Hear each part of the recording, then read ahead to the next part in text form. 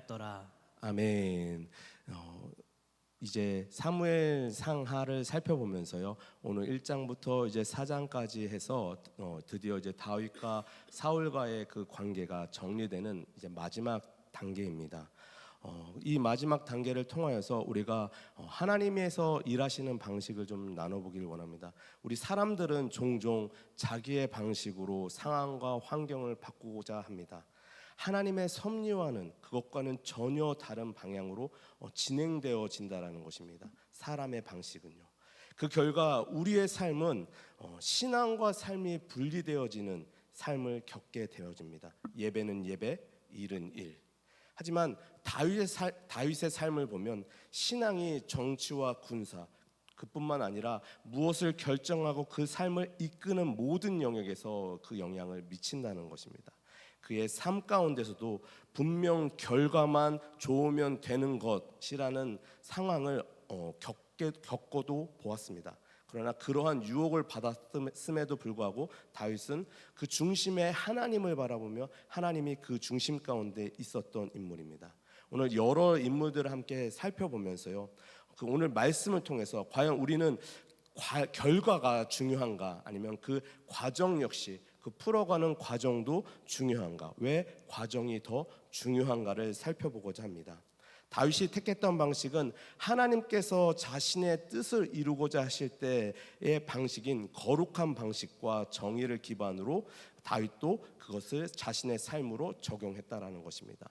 그 말씀을 통해서 오늘 우리도 우리의 삶을 살아가는 방식이 나의 방식, 인간적인 방식이 아니라 하나님의 방식이 되기를 원합니다.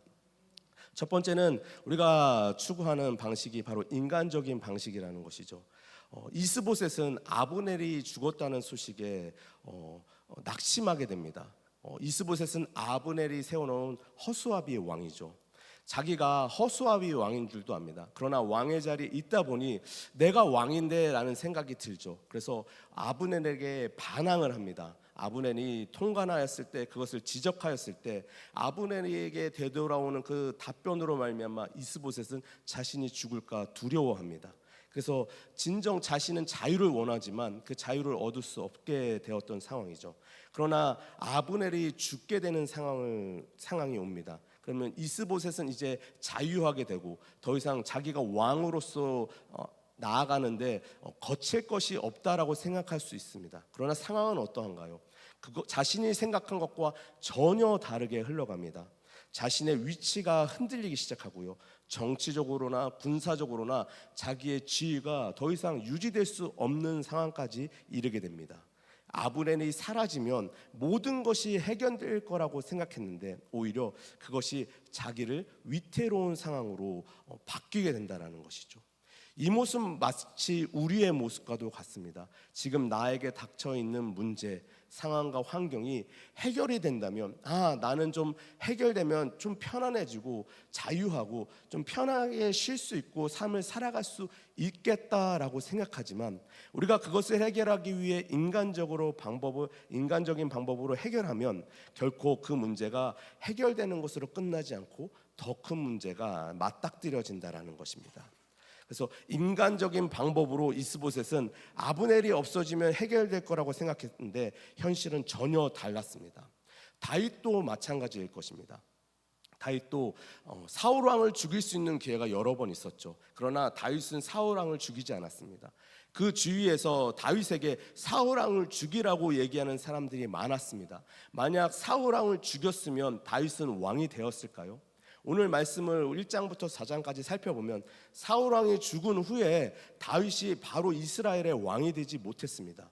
지금 오늘 말씀처럼 다윗과 또 적대하는 아브넬을 통해서 이스보셋이 세워진다는 것이죠. 인간적인 방법으로 사울을 죽이면 모든 것이 해결될 거라고 사람들은 생각하지만 그 문제가 해결되는 것이 아니라 또 다른 대적이 나타난다는 것입니다. 그래서 인간적인 방법은 그 어떠한 문제를 제거한다 할지라도 결코 해결되지 않는다는 것입니다. 이것이 바로 인간의 방식, 죄의 방식의 한계인 것입니다. 그러면 우리는 이렇게 빠르게 무언가를 해결하고 이 문제에서 벗어나고자 하는 이 인간적인 방식을 원하는데 오늘 성경에서도 이 두 인물이 이러한 방식을 채택하고 원합니다. 바로 바하나와 레갑입니다.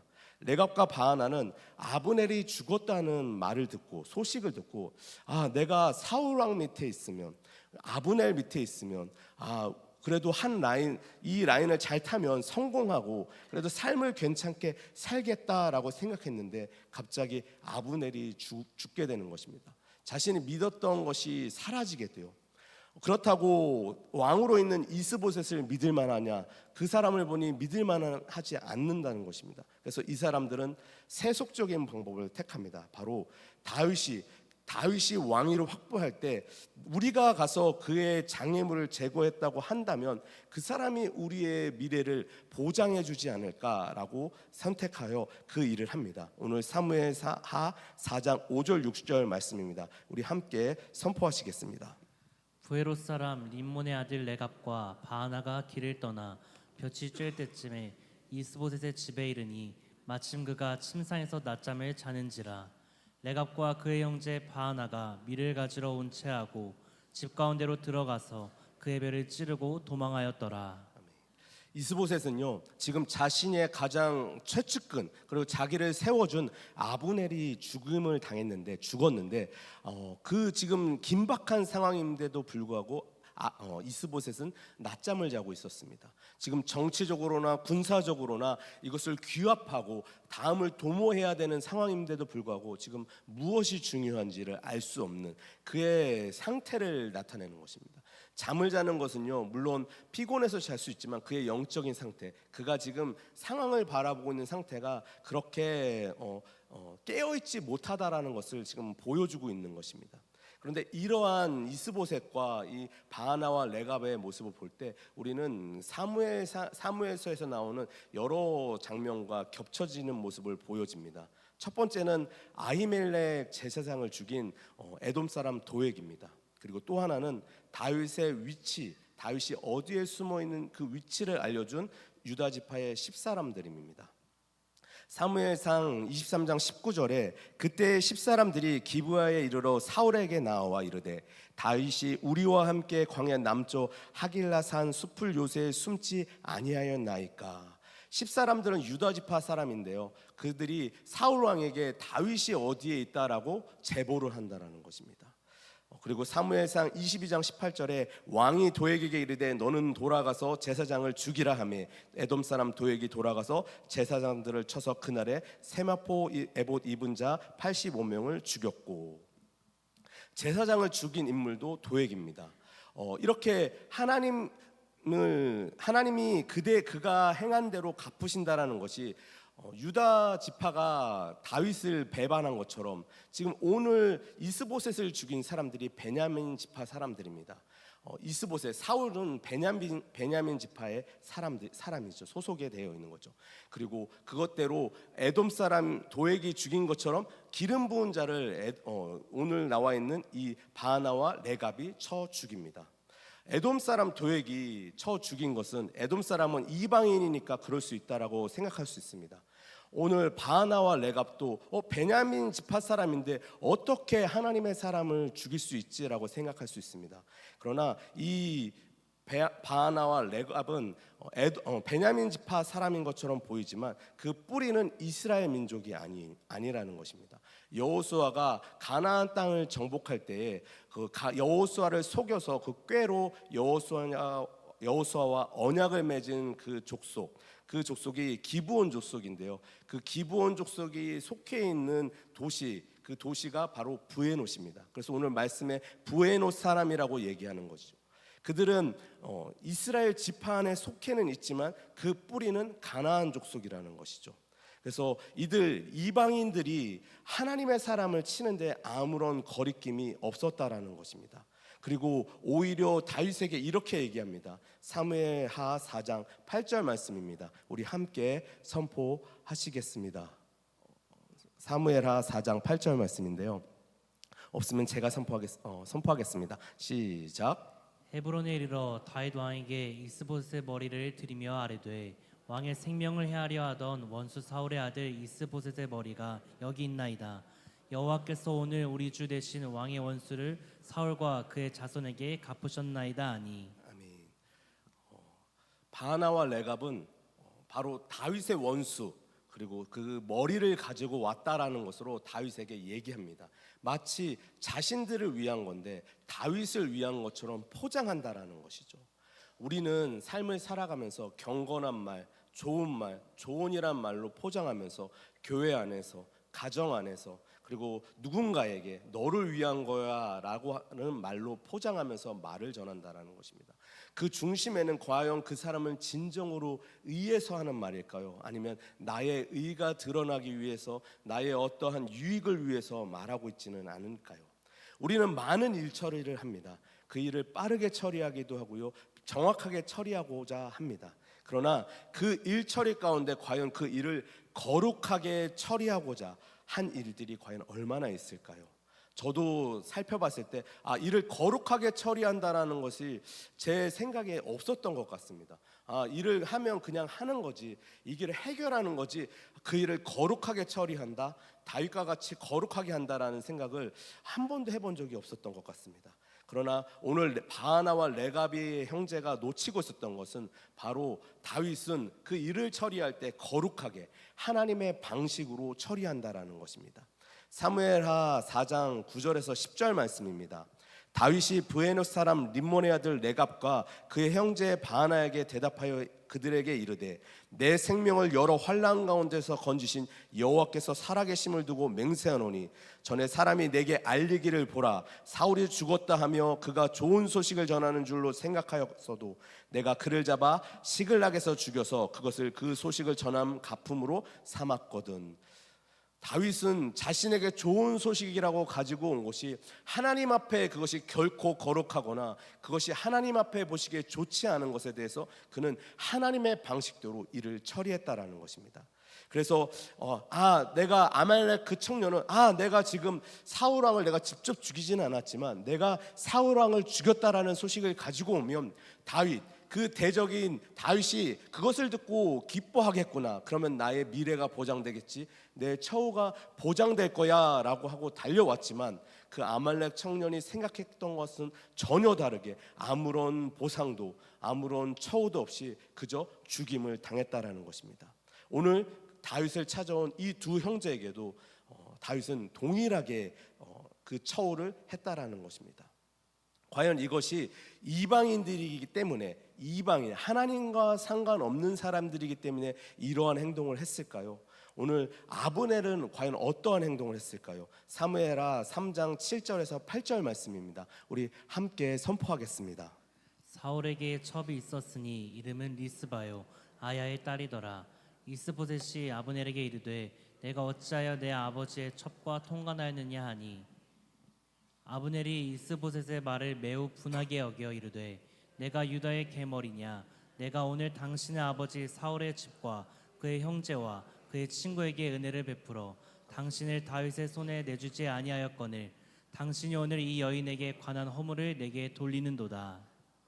아브넬은 자신이 잘못에 대한 것에 회개하거나 반성하거나 하는 것이 아니라 오히려 자신이 일군 성과, 나로 말미암아 당신이 다윗의 손에 죽임을 당하지 않고 이렇게 보존되어 있는 것이 나로 말미암는데 지금 나를 문책하냐, 나에게 지금 뭐라고 하느냐라고 아브넬은 말한다는 것입니다. 마치 우리의 삶 가운데서도 나의 어떠한 성과, 내가 잘한 것으로 나의 죄를, 나의 문제를 덮고자 하는 모습은 있지 않습니까? 그리고 사무엘하 3장 26절 27절 말씀입니다.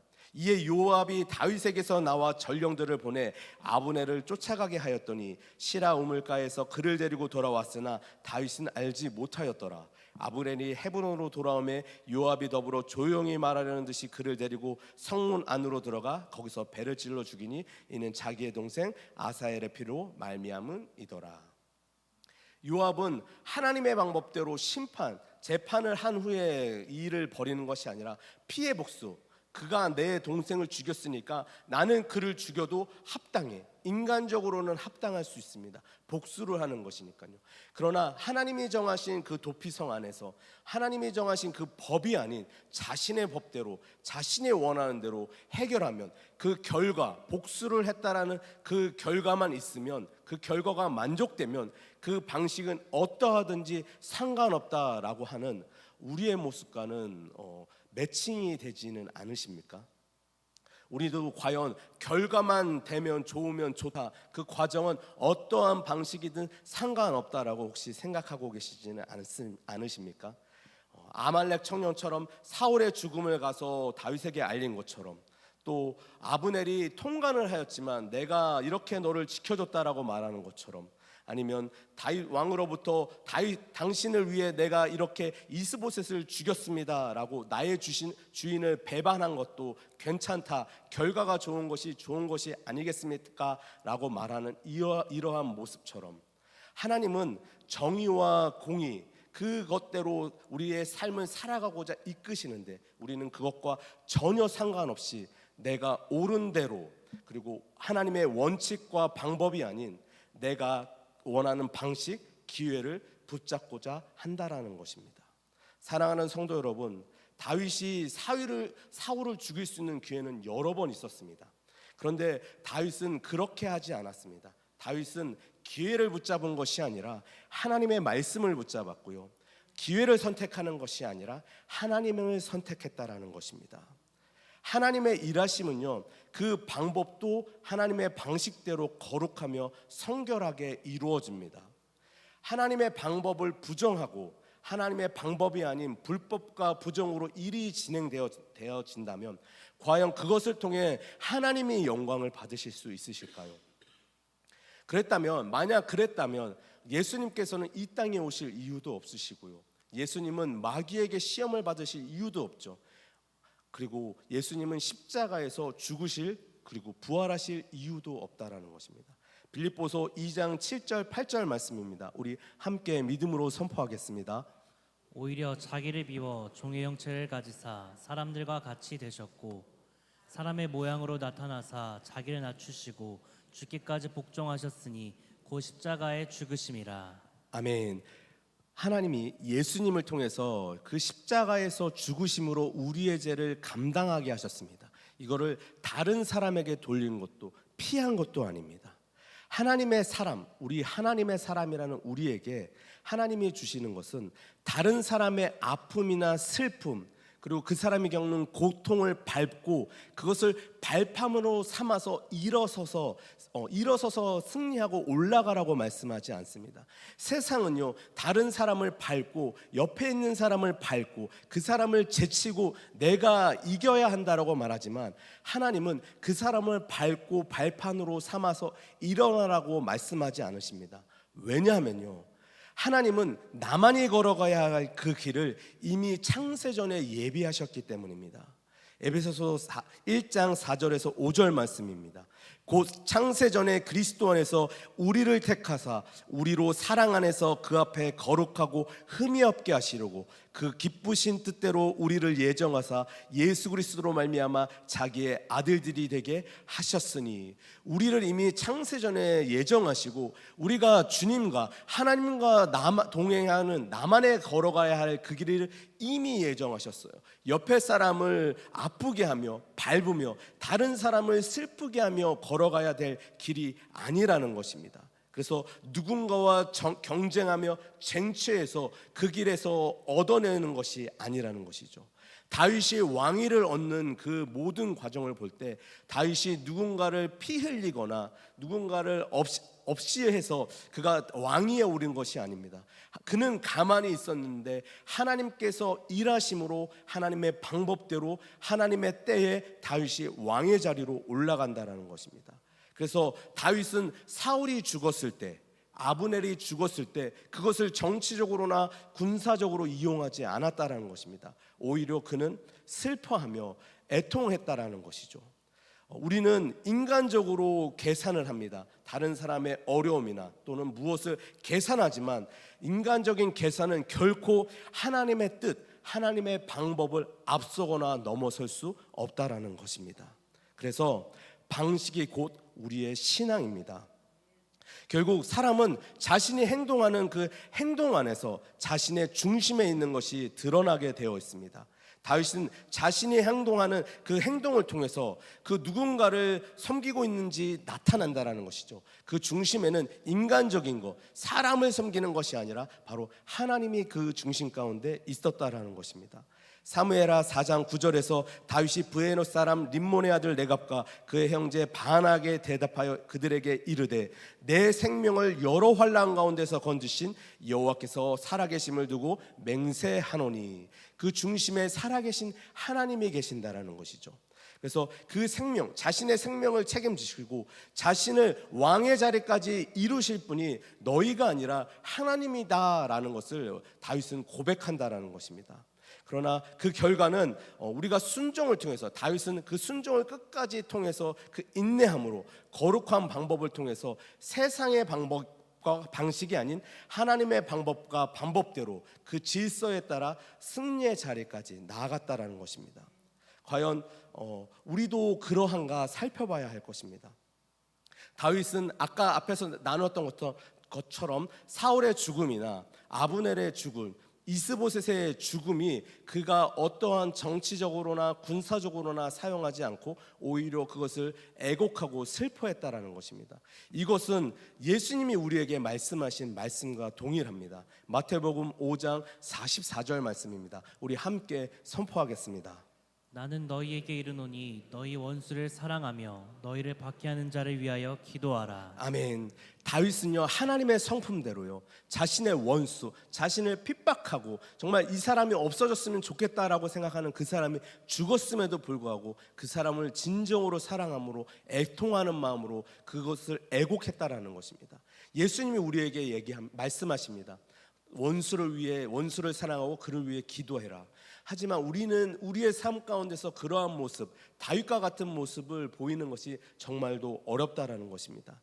이렇게 다윗과 같은 성품, 다른 많은 인물들과 다른 다윗과 같은 성품을 하나님은 어떻게 보시는가? 사도행전 13장 22절 말씀입니다. 우리 함께 선포하시겠습니다.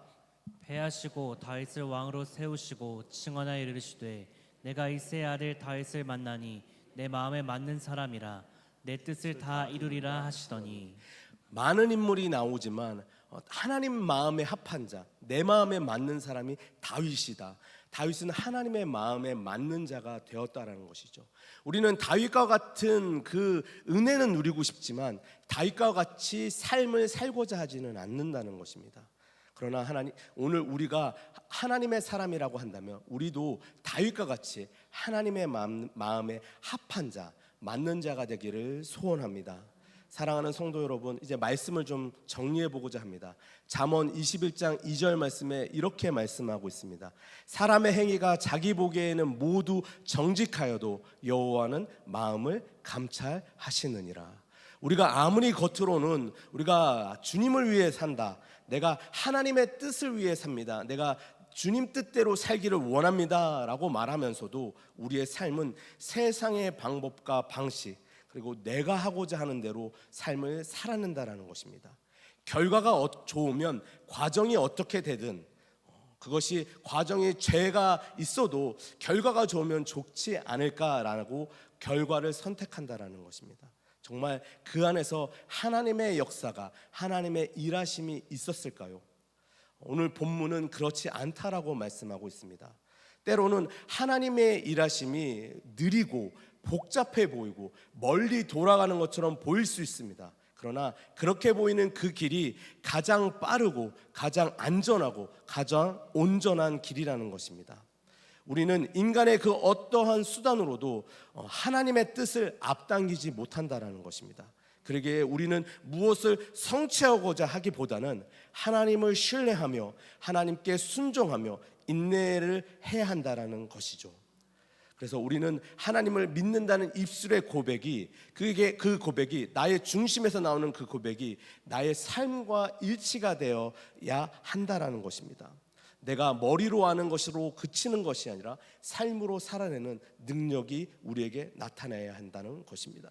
그래서 시편 136편 3절 말씀과 마태복음 10장 28절 말씀 우리 함께 선포하도록 하시겠습니다. 귀인들을 의지하지 말며 도울 힘이 없는 인생도 의지하지 말지니 몸은 죽여도 영혼은 능히 죽이지 못하는 자들을 두려워하지 말고 오직 몸과 영혼을 능히 지옥에 멸하실 수 있는 이를 두려워하라. 아멘. 우리는 세상을 의지하지 않고 사람을 의지하는 것이 아니라 이 세상을 창조하신 하나님, 나만이 걸어가야 할 그 길을 인도하시는 하나님을 신뢰하며 그 길을 따라가는 저와 우리 모든 성도님들 되시기를 주님의 이름으로 축복합니다. 아멘. 기도하시겠습니다.